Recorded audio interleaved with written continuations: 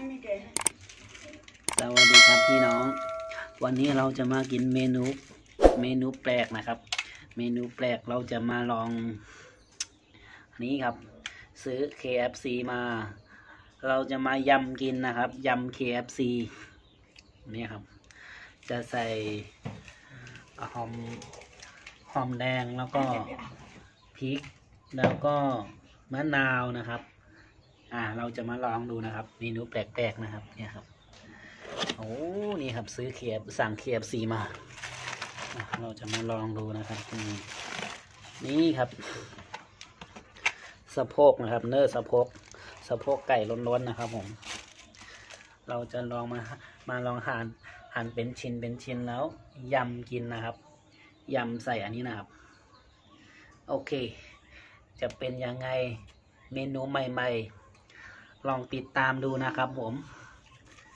มาลุยกันเลยครับผม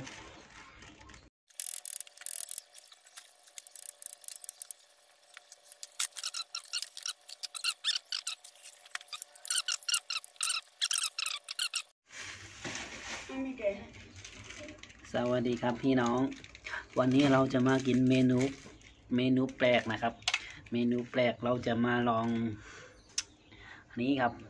ซื้อ KFC มาเราจะมายำกินนะครับยำ KFC นี่ครับจะใส่หอมแดงแล้วก็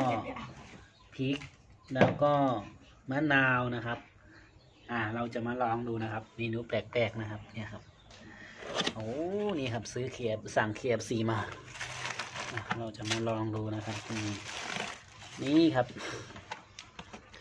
สะโพกนะครับเนื้อสะโพกไก่ล้นๆนะครับผมเราจะลองมาลองหั่นเป็นชิ้นแล้วยำกินนะครับยำใส่อันนี้นะครับโอเคจะเป็นยังไงเมนูใหม่ๆลองติดตามดูนะครับผมมาลุยกันเลยครับผมโอเคครับทีนี้เรามาลองยำดูนะครับยำไก่ KFC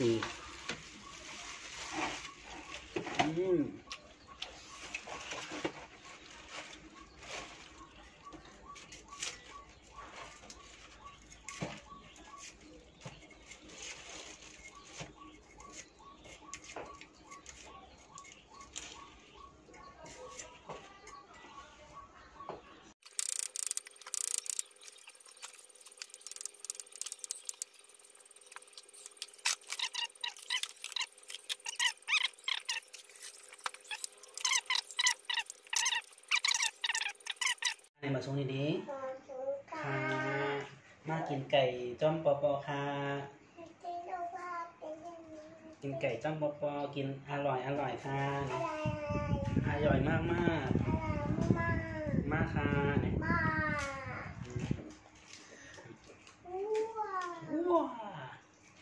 มาส่งค่ะมาส่งก็ค่ะเมื่อไหร่มากิน KFC ค่ะเนาะ KFC ค่ะKFC แล้วก็ KFC ยำค่ะเนาะยำ KFC ค่ะเนาะ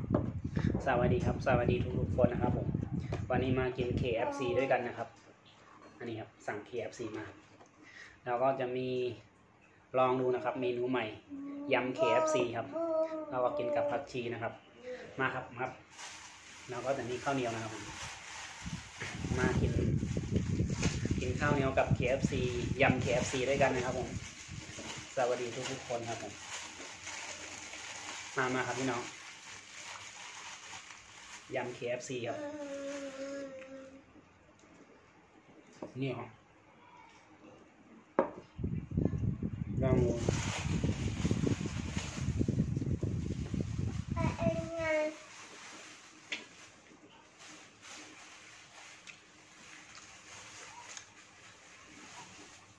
สวัสดีครับมาเป็น KFC นะครับกับผักชี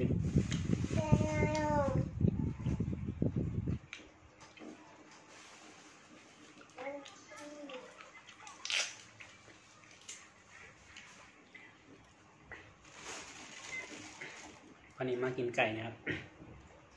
ไก่ KFC กับข้าวเหนียว กับผักชีนะครับอร่อยครับพี่น้องนี่ครับยำไก่ KFC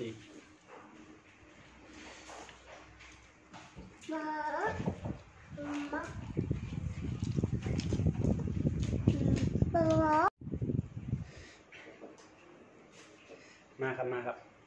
มาทุกคนครับมายำ KFC กินยำ KFC ด้วยกันครับนะ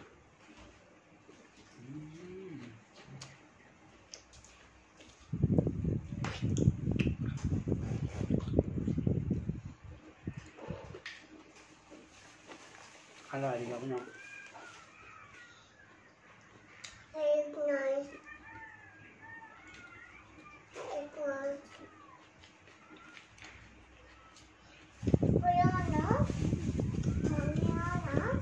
หมดแล้วลูก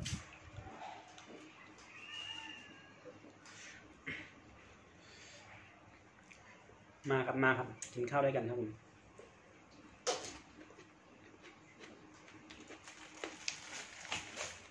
อันนี้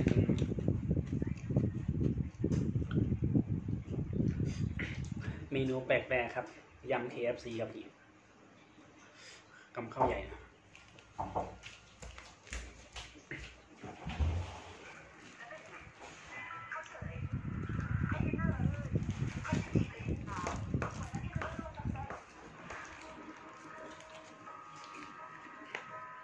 ทำงงถูกหมดแล้วใส่กันเลยเหมือนสาวโอนขึ้น